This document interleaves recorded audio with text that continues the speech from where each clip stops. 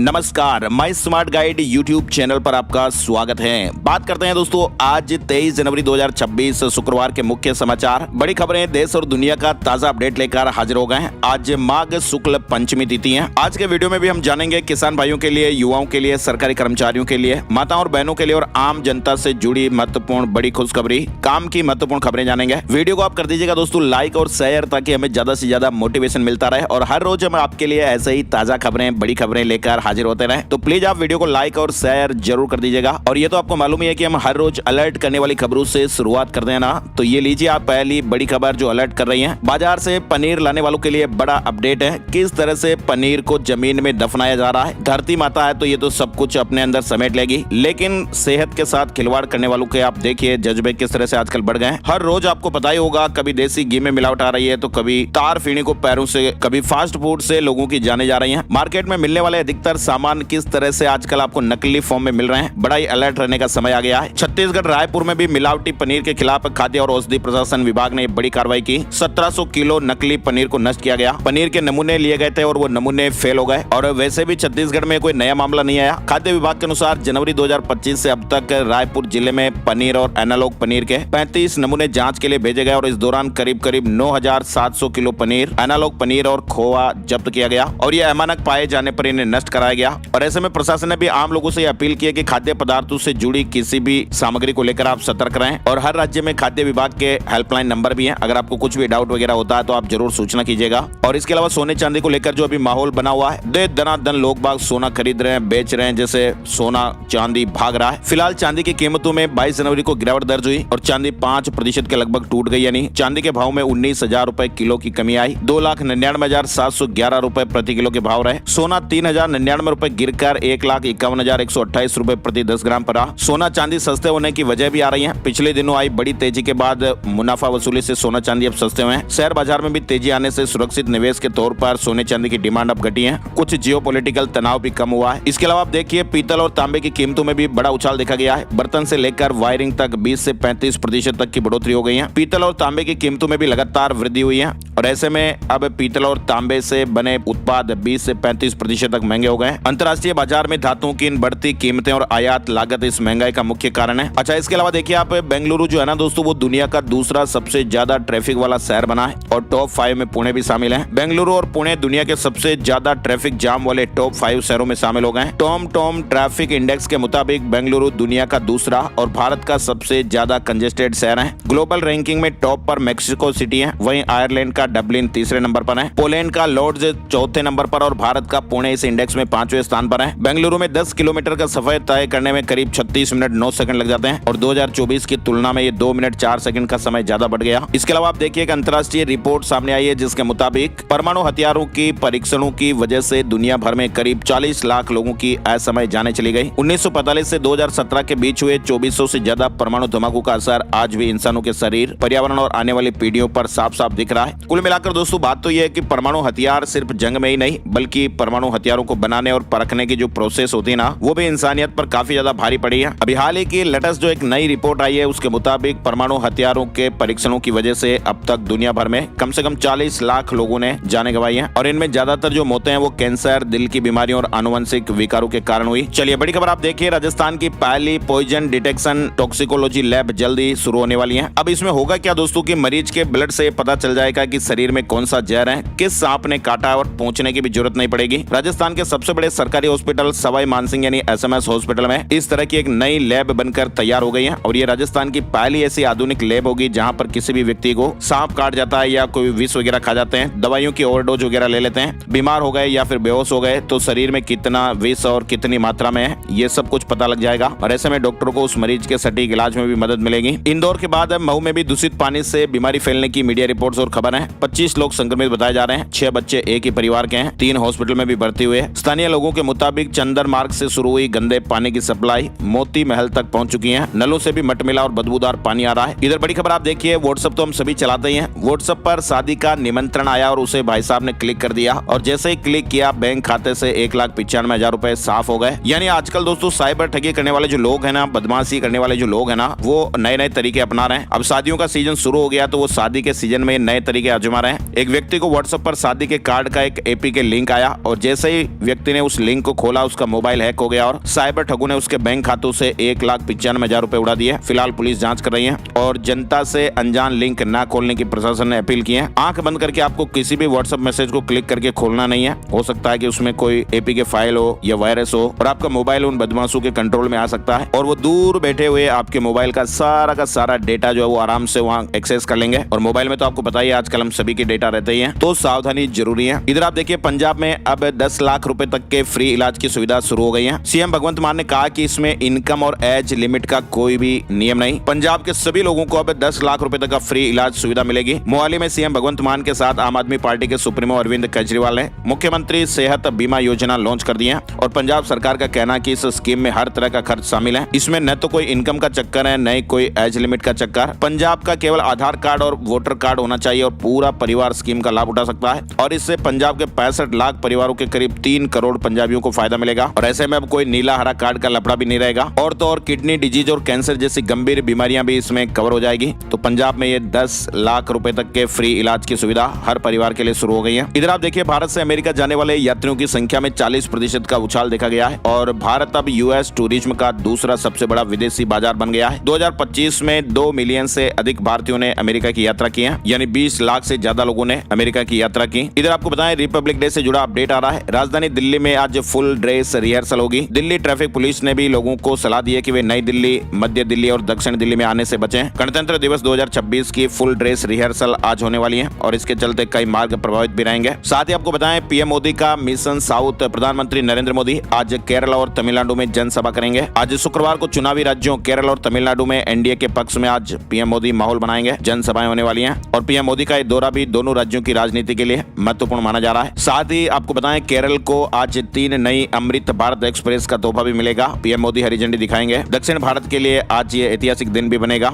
ये नई ट्रेनें तमिलनाडु, केरल, आंध्र प्रदेश, तेलंगाना और कर्नाटक के कई प्रमुख शहरों को जोड़ेगी। साथ ही आप देखिए ब्राजील के राष्ट्रपति लूला डी सिल्वा ने पीएम मोदी से फोन पर बातचीत की है। भारत के साथ रणनीतिक साझेदारी पर फोकस रहा और ये वार्ता इस दौर में हुई है जब स्विट्जरलैंड के दावोस में तमाम विश्व नेता वैश्विक आर्थिक मंच पर चर्चा के लिए जुटे हुए हैं। भारत की ओर से भी दावोस में केंद्रीय मंत्री अश्विनी वैष्णव समेत करीब 100 लोगों का एक विशाल प्रतिनिधिमंडल गया हुआ है। इधर केंद्र सरकार ने बजट सत्र से पहले 27 जनवरी को सर्वदलीय बैठक बुलाई है। ये बैठक विधायी कार्यों पर चर्चा के लिए होगी। संसद का बजट सत्र 28 जनवरी से शुरू होगा जिसमें राष्ट्रपति का अभिभाषण और आर्थिक सर्वेक्षण पेश होगा और फिर 1 फरवरी को केंद्रीय बजट पेश किया जाएगा। 27 जनवरी को केंद्र सरकार ने सर्वदलीय बैठक बुलाई है। चलिए खबरों में और आगे बढ़िए। आप देखिए जनगणना को लेकर अपडेट आ रहा है। हमारे देश में जनगणना 2027 का पहला चरण 1 अप्रैल से 30 सितंबर के बीच चलेगा और पहले चरण में घरों की सूची तैयार की जाएगी। सरकार जनगणना में 33 सवाल पूछेगी। मकान, परिवार, वाहन जैसी जानकारियां भी देनी पड़ेगी। गृह मंत्रालय ने 2027 में होने वाली जनगणना को लेकर नया नोटिफिकेशन जारी कर दिया है। जनगणना में पूछे जाने वाले 33 सवाल जिसमें मकान, परिवार, वाहन से जुड़े सवाल होंगे और ये तो आपको पता ही है कि जनगणना 2 फेज में होगी। पहला फेज अप्रैल से सितंबर 2026 तक चलेगा। इसमें घरों की लिस्टिंग और घरों का डेटा जुटाया जाएगा और दूसरा फेज फरवरी 2027 से आबादी की गिनती से शुरू होगा। तो कौन कौन से सवाल है यहाँ पर आपको स्क्रीन पर बताए गए हैं। इधर आप देखिए बड़ी खबर आ रही है। बांग्लादेश सरकार के सलाहकार आसिफ नजरुल के सख्त रुख के चलते अब बांग्लादेश का T20 वर्ल्ड कप से हटना लगभग तय माना जा रहा है। अब जल्दी आईसीसी फैसला सुनाएगा। बांग्लादेश क्रिकेट अपने इतिहास के सबसे बड़े संकट के मुहाने पर खड़ा है। योग के साथ मेजर सर्जरी भी हो पाएगी। Patanjali emergency and critical care hospital का गृह मंत्री अमित शाह ने लोकार्पण किया है। पतंजलि के 500 से अधिक वैज्ञानिकों ने वर्षों के रिसर्च से एविडेंस बेस्ड मेडिसिन विकसित किए हैं जो लीवर, किडनी, हार्ट, ब्रेन और रेस्पिरेटरी सिस्टम के रोगों को जड़ मूल से नष्ट कर रही हैं। इसके अलावा देखिए आप अभिमुक्तेश्वरानंद विवाद को लेकर सीएम योगी आदित्यनाथ ने कहा कि कुछ लोग सनातन को कमजोर कर रहे हैं। प्रयागराज में अभिमुक्तेश्वरानंद और माघ मेला प्रशासन के बीच टकराव लगातार बढ़ता जा रहा है। 48 घंटे के अंदर प्रशासन ने अभिमुक्तेश्वरानंद को दूसरा नोटिस भेजा है और इसमें मौनी अमावस्या के दिन बैरियर तोड़ने और जबरन भीड़ में बग्गी घुसाने को लेकर सवाल किए। वहीं सीएम योगी आदित्यनाथ ने अभिमुक्तेश्वरानंद का बिना नाम लिए कहा कि किसी को भी परंपरा बाधित करने का हक नहीं है। सन्यासी के लिए धर्म और राष्ट्र से बढ़कर कुछ नहीं होता है। इधर आपको बताएं एक बड़ी दर्दनाक खबर सामने आई है। जम्मू में सेना की गाड़ी 400 फीट गहरी खाई में गिर गई। 10 जवानों की जान चली गई, 11 घायल हो गए। सड़क पर बर्फ के चलते गाड़ी फिसल गई थी। जम्मू कश्मीर के डोडा जिले में गुरुवार को सेना की गाड़ी 400 फीट गहरी खाई में गिर गई और इसमें 10 जवान हमने खो दिए। 11 को एयरलिफ्ट कर उधमपुर मिलिट्री हॉस्पिटल भेजा गया।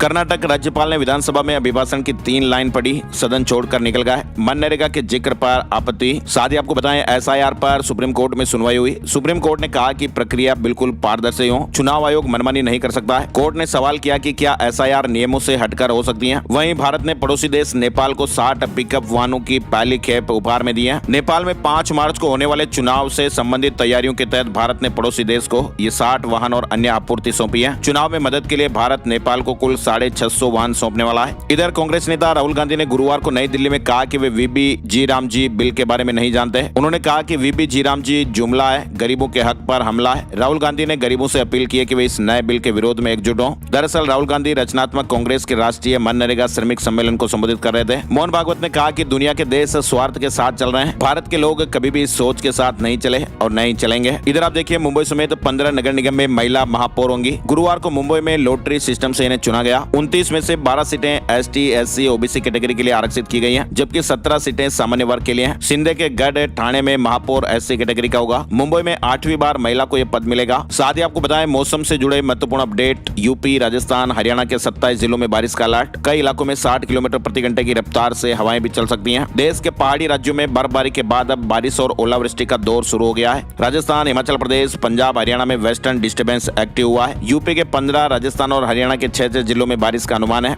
कई इलाकों में तेज रफ्तार से हवाएं भी चल सकती हैं। मौसम विभाग के मुताबिक पश्चिमी हिमालय क्षेत्र में अगले 7 दिनों में लगातार 2 पश्चिमी विक्षोभ एक्टिव हो सकते हैं और ऐसे में 9 राज्यों और केंद्र शासित प्रदेशों जैसे जम्मू कश्मीर, लद्दाख, हिमाचल प्रदेश, पंजाब, हरियाणा, चंडीगढ़, दिल्ली, राजस्थान और पश्चिमी उत्तर प्रदेश के कई इलाकों में मौसम बिगड़ सकता है। हिमाचल प्रदेश में भी मौसम में बदलाव हुआ। रात में भारी बर्फबारी। 3 जिलों में ऑरेंज अलर्ट है। झारखंड में 1 करोड़ के इनामी समेत 15 नक्सली ढेर हो गए। सारंडा जंगल में सर्च ऑपरेशन के दौरान एनकाउंटर हुआ। इधर आप देखिए हरियाणा से एक बड़ी खबर आ रही है। हरियाणा के पर्वतारोही ने यूरोप की सबसे ऊंची चोटी माउंट एल्ब्रूस पर बिना ऑक्सीजन के 24 घंटे बिता दिए। हिसार के गांव मलापुर के रोहतास खिलेरी ने 18,510 फीट की ऊंचाई पर बिना किसी ऑक्सीजन सपोर्ट के लगातार 24 घंटे बिताने के बाद खुद वीडियो शूट किया और रोहतास ने यह दावा किया कि ये वर्ल्ड रिकॉर्ड है और वह ऐसा कारनामा करने वाले दुनिया के पहले इंसान है और वे 8 साल से पर्वतारोहण कर रहे हैं। इधर आप देखिए देहरादून में NHAI बनाएगी हाई स्पीड एलिवेटेड कॉरिडोर। आधे घंटे का सफर 10 मिनट में ही पूरा हो जाएगा। भारत में प्रदूषण से हर साल 17 लाख मौतें, 30 लाख करोड़ का नुकसान। हार्वर्ड प्रोफेसर ने कहा कि ये टैरिफ से बड़ा खतरा है, फिर भी ध्यान नहीं। हार्वर्ड यूनिवर्सिटी के प्रोफेसर गीता गोपीनाथ ने कहा कि वर्ल्ड बैंक की 2022 की एक रिपोर्ट के मुताबिक भारत में हर साल करीब 17 लाख लोग प्रदूषण के कारण जाने गंवा देते हैं और ये देश में होने वाली कुल मौतों का लगभग 18% है। उन्होंने बुधवार को दावोस में भारतीय मीडिया से बातचीत करते हुए पोल्यूशन को भारत के लिए टैरिफ से भी ज्यादा बड़ा खतरा बताया। दरअसल वे यहाँ पर वर्ल्ड इकोनॉमिक फोरम यानी WEF की मीटिंग में शामिल होने के लिए पहुंची थी। इधर आप देखिए यूरोपीय यूनियन ने भारत से रक्षा समझौते को मंजूरी दी है। अगले हफ्ते दिल्ली में डील होगी। EU ने कहा कि आतंकवाद के खिलाफ लड़ने में मदद मिलेगी। जेलेंस्की ने कहा कि पुतिन के पास पैसा खत्म तो जंग भी खत्म। स्विट्जरलैंड के दावोस में वर्ल्ड इकोनॉमिक फोरम में उन्होंने ये बात कही। गृह मंत्रालय ने संत कबीर नगर स्थित गाइडेंस एजुकेशनल वेलफेयर सोसाइटी का FCRA लाइसेंस रद्द कर दिया है। NGO पर धर्म परिवर्तन में शामिल होने के आरोप लगे हैं। एविएशन सेक्टर में एक बड़ा डिजिटल कदम भी आप देखिए। DGCA ने एयरलाइन ट्रांसपोर्ट पायलट लाइसेंस यानी ATPL को डिजिटल कर दिया है। यानी इससे होगा क्या दोस्तों कि अब जो पायलट है ना वो अपना लाइसेंस मोबाइल में EGCA ऐप के जरिए दिखा पाएंगे। इससे फर्जीवाड़ा रुकेगा, जांच भी आसान होगी और एविएशन सेक्टर में पारदर्शिता और सुरक्षा और मजबूत होगी। यानी अब एयरलाइन पायलटों को कागजी लाइसेंस साथ रखने की जरूरत नहीं पड़ेगी। लेकिन अब DGCA ने इसे डिजिटल बनाने का फैसला लिया है। इधर भारत की इकोनॉमी में तेजी की प्रबल संभावनाएं हैं और खास बात तो यह है कि दोस्तों आने वाले सालों में भारत दुनिया की सबसे तेज इकोनॉमी बना रहेगा। घरेलू मांग भी मजबूत है और मैन्युफैक्चरिंग और सर्विस सेक्टर भी अच्छा प्रदर्शन कर रहे हैं। RBI ने भी कहा कि दुनिया थमी लेकिन भारत नहीं, हम ही ग्रोथ के ग्लोबल चैंपियन रहेंगे। इधर बड़ी खबर आ रही है। यूक्रेन के राष्ट्रपति व्लादिमीर जेलेंस्की ने घोषणा की है कि 23 और 24 जनवरी को UAE में यूक्रेन, अमेरिका और रूस की पहली त्रिपक्षीय तकनीकी बैठक होगी और ये बैठक रूस यूक्रेन युद्ध को खत्म करने की दिशा में एक महत्वपूर्ण कदम बताई जा रही है। दिल्ली से बड़ी खबर। दिल्ली के निजी स्कूलों में नर्सरी में दाखिले की पहली मेरिट सूची आज आने वाली है। दिल्ली के प्राइवेट स्कूल आज शुक्रवार को शैक्षणिक सत्र 2026-27 के लिए नर्सरी में एडमिशन के लिए चयनित विद्यार्थियों की पहली सूची की आज घोषणा करेंगे। इधर आप देखिए आईफोन से ChatGPT की छुट्टी हो सकती है। सीरी चैटबॉट का सपोर्ट मिलेगा। एप्पल भी अब AI की रेस में आगे निकलना चाहता है और अभी हाल ही में कंपनी ने सीरी को गूगल जेमिनी से पावर मिलने की पुष्टि की है। WHO से अमेरिका बाहर हुआ, US भरेगा $26 करोड़।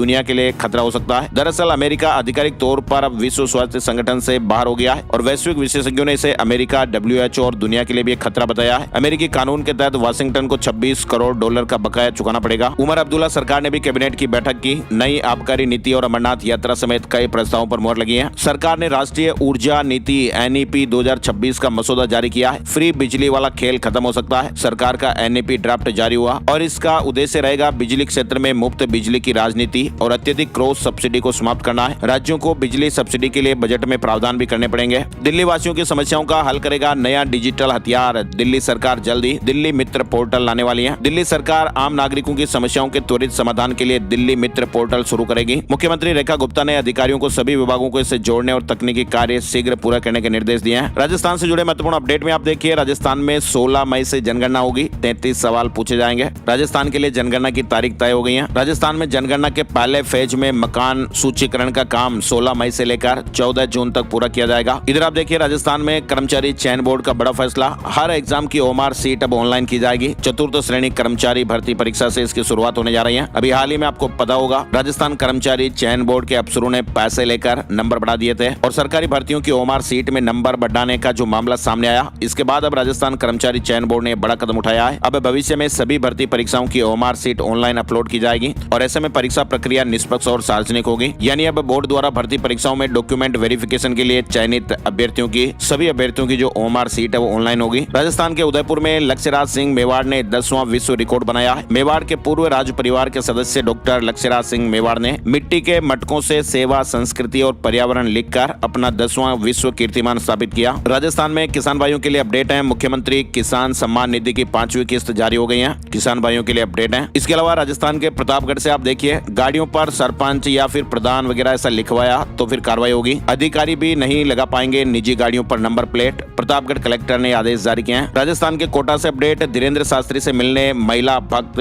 कार की तरफ दौड़ी। महिलाओं के लिए कलश भी कम पड़ गए। 3 दिन श्री राम कथा होने जा रही है। रामगंज मंडी में दीपोत्सव भी हुआ। कलश यात्रा कृषि उपज मंडी समिति रामगंज मंडी से शुरू हुई। बड़ी संख्या में माताएं और बहनें इसमें शामिल हुई। इधर आप देखिए, राजस्थान RPSC से जुड़ा अपडेट, लेक्चरर और कोच भर्ती में पद बढ़ाए गए। RPSC ने संशोधित नोटिफिकेशन जारी किया। जयपुर में 19 अप्रैल को इंटरनेशनल गीता ओलंपियाड का आयोजन किया जाएगा। ये परीक्षा खास तौर पर शिक्षकों और अभिभावकों के लिए रखी जाएगी। परीक्षा ऑनलाइन माध्यम से होगी और इसमें श्रीमद भगवत गीता के अध्याय 13 से लेकर 18 तक के श्लोकों पर आधारित 100 प्रश्न पूछे जाएंगे। परीक्षा हिंदी और अंग्रेजी दोनों माध्यमों में दे सकेंगे। 24 मई को पुरस्कार वितरण समारोह होगा। विजेताओं को 2 लाख रुपए तक के नगद पुरस्कार मिलेंगे। उदयपुर के गांव में पट्टे देने की तैयारी, 5 फरवरी तक पहली सूची जारी हो सकती है। उदयपुर में पैराफेरी क्षेत्र में पट्टों की मांग पर अब पैराफेरी पंचायत जिला संघर्ष समिति के आंदोलन का असर दिखाई दे रहा है। इधर आप देखिए, राजस्थान के जोधपुर से सोने पर फर्जी हॉलमार्किंग को लेकर जोधपुर में एक्शन। जयपुर से टीम कार्रवाई करने के लिए सेंटर पर पहुंची और वहां दुकानदारों में हड़कंप मच गया। इधर राजस्थान में देखिए आप, हाईकोर्ट ने कहा कि पति पत्नी को जबरदस्ती साथ रखना गलत है। राजस्थान हाईकोर्ट की जोधपुर मुख्य पीठ ने मुस्लिम पर्सनल लॉ के तहत आपसी सहमति से होने वाले तलाक मुबारत को लेकर यह फैसला सुनाया। हाईकोर्ट ने फैमिली कोर्ट के रवैये पर तल्खी जाहिर करते हुए कहा कि जब पति पत्नी दोनों अलग होने के लिए रजामंद हैं, तो अदालत को उसमें तकनीकी अड़चने नहीं डालनी चाहिए। राजस्थान हाईकोर्ट जोधपुर ने पटवारी भर्ती से जुड़े एक मामले में महत्वपूर्ण व्यवस्था दी है। कोर्ट ने स्पष्ट किया कि अगर किसी महिला की शादी विवाह योग्य उम्र से पहले हुई थी, यानी बाल विवाह हुआ था,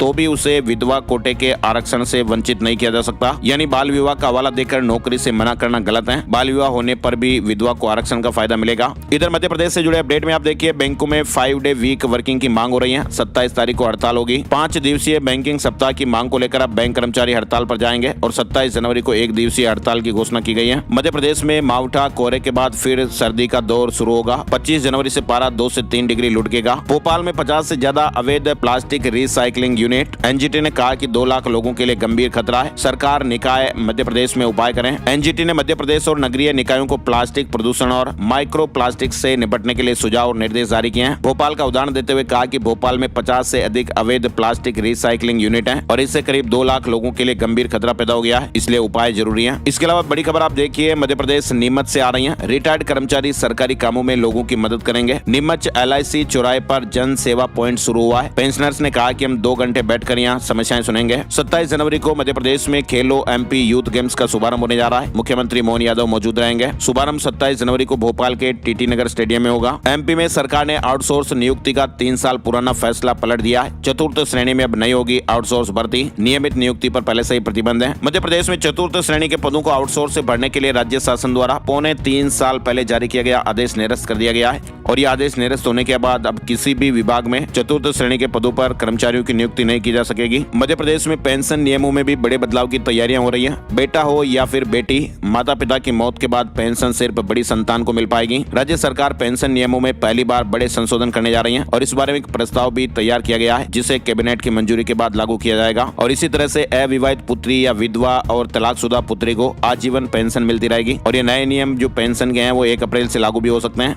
मध्य प्रदेश में एक और अपडेट आप देखिए, नियमों में बदलाव। अब एसआई नहीं एएसआई भी कर सकेंगी गंभीर महिला अपराधों में एफआईआर और 3.5 लाख ईपीएफ पेंशनर्स को बड़ी सुविधा मिलेगी। पोस्टमैन को घर बुलाकर लाइफ सर्टिफिकेट जमा कर पाएंगे। मध्य प्रदेश से जुड़ा यह अपडेट है। मध्य प्रदेश में रिकॉर्ड खरीदारी हुई है। ज्यादा बारिश से बम्पर उत्पादन हुआ और इस सीजन में सरकार ने किसानों से 51,75,000 मीट्रिक टन धान खरीदी की है। उत्तर प्रदेश के भी 15 जिलों में बारिश का अलर्ट, ओले भी गिर सकते हैं, आंधी भी चल सकती है। फिलहाल 2-3 दिन तक मौसम ऐसा ही रहेगा। उत्तर प्रदेश में आप देखिए, बीजेपी प्रदेश अध्यक्ष ने 20 किलोमीटर लंबा रोड शो निकाला। चार्जशीट दाखिल के बाद मजिस्ट्रेट के संज्ञान पर पैंच फंसा। हाईकोर्ट का फैसला कि 3 साल बाद मजिस्ट्रेट उस पर संज्ञान नहीं ले सकते। इलाहाबाद हाईकोर्ट ने एक आदेश में कहा कि आरोप पत्र दाखिल होने के 3 साल बाद मजिस्ट्रेट उस पर संज्ञान नहीं ले सकते हैं। ये सीआरपीसी की धारा 468 से बाधित है, जिसमें समय सीमा बीत जाने के बाद मामले पर संज्ञान लेने पर रोक है। लखनऊ में भी बैंक कर्मचारियों का विरोध मार्च देखा गया। 5 डे वर्किंग की मांग हो रही है। 27 जनवरी को देश भर में हड़ताल की घोषणा भी की गई। गाजियाबाद पुलिस ने 196 फर्जी गेमिंग ऐप को बंद किया है। 8,000 मोबाइल नंबर, 5,000 IMEI भी ब्लॉक किए गए। साइबर अपराध पर यह कार्रवाई की गई। प्रयागराज में बसंत पंचमी और अचला सप्तमी पर 3 करोड़ से ज्यादा श्रद्धालुओं के आने का अनुमान है। प्रशासन ने तैयारियां पूरी की। प्रयागराज में माघ मेले के चौथे स्नान पर्व बसंत पंचमी 23 जनवरी और अचला सप्तमी 25 जनवरी के लिए तैयारियां पूरी हैं। प्रशासन ने 3.5 करोड़ से अधिक श्रद्धालुओं के आने का अनुमान लगाया है। इसके अलावा आप देखिए, श्री काशी विश्वनाथ मंदिर न्यास ने भक्तों की सुविधा के लिए एक AI चैटबॉट लॉन्च किया है। ये चैटबॉट भी दर्शन, आरती बुकिंग, प्रसाद सेवा, मंदिर समय और अतिथि गृह आरक्षण जैसी जानकारियां प्रदान करेगा।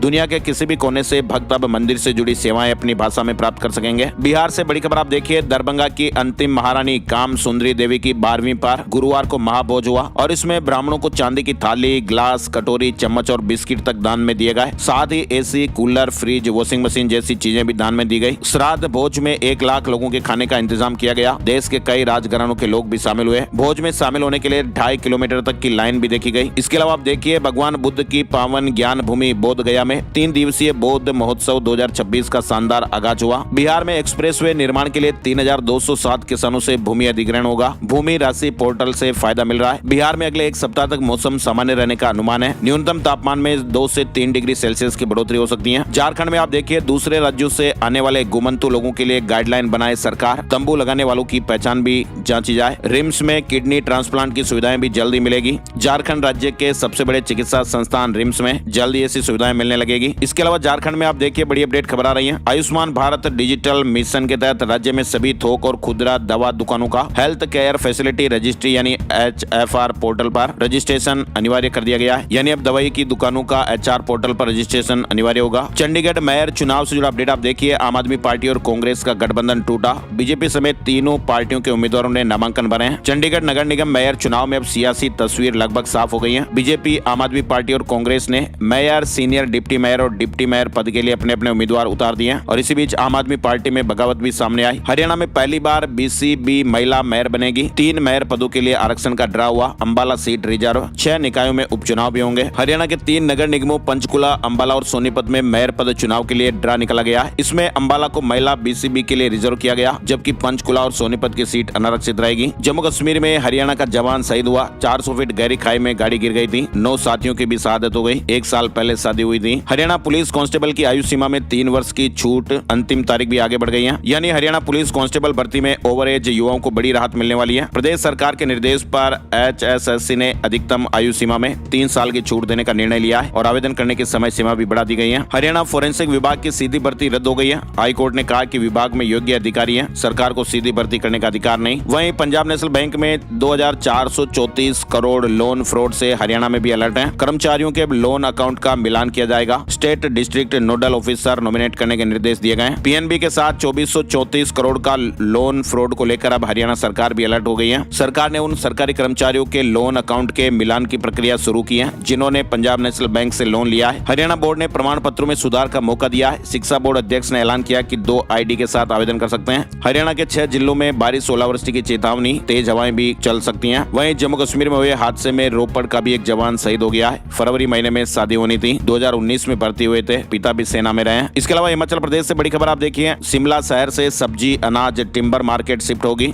कैबिनेट सब कमेटी में चर्चा हुई। साथ ही फ्रेशर और कैरियर की शुरुआत करने वाले युवाओं के लिए भी गुड न्यूज है। अभी वर्तमान में सरकारी, रेलवे, सार्वजनिक क्षेत्र के उपक्रमों यानी पब्लिक सेक्टर यूनिट समेत बैंकों समेत कई विभागों में फ्रेशर्स के लिए 5500 से ज्यादा पदों पर भर्तियों का मौका चल रहा है। 5516 अप्रेंटिस पदों पर भर्तियां होने जा रही हैं। अलग अलग विभागों से अपडेट है। ओला का बुरा हाल हुआ, 3 महीने में 9000 करोड़ रुपए स्वाहा हो गए। ओला इलेक्ट्रिक का शेयर सिर्फ 3 महीनों में करीब 40% नीचे आ गया है और इस गिरावट से कंपनी की 9000 करोड़ रुपए का मार्केट वैल्यू स्वाहा हो गई। शेयर मार्केट न्यूज अपडेट में आपको बताएं, सेंसेक्स 398 अंक चढ़कर 82,307 पर बंद हुआ है। निफ्टी में 132 अंकों की तेजी रही और ये 25,290 के स्तर पर बंद हुआ। और अब चलते चलते एक नजर आज का राशिफल भी जान लेते हैं। आज 23 जनवरी शुक्रवार को मेष राशि वालों के लिए कारोबार की परेशानियां दूर होगी और कामकाज पटरी पर आ सकता है और पदोन्नति के संकेत भी मिल सकते हैं। वृष राशि वालों को अटका हुआ पैसा वापस मिल सकता है। मिथुन राशि वालों की इनकम बेहतर रहेगी। मकर राशि वालों की एक्स्ट्रा इनकम का सोर्स बन सकता है और इसके अलावा बाकी राशियों के लिए सामान्य दिन रहेगा। आज के मुख्य समाचार के वीडियो में फिलहाल बस इतनी ही खबरें। वीडियो को आप लाइक और शेयर जरूर कर दीजिएगा। वीडियो पूरा देखने के लिए आपका दिल से शुक्रिया और बहुत बहुत बहुत धन्यवाद। एक नए वीडियो में नई जानकारी के साथ फिर मिलते हैं, तब तक के लिए जय हिंद, जय भारत, वंदे।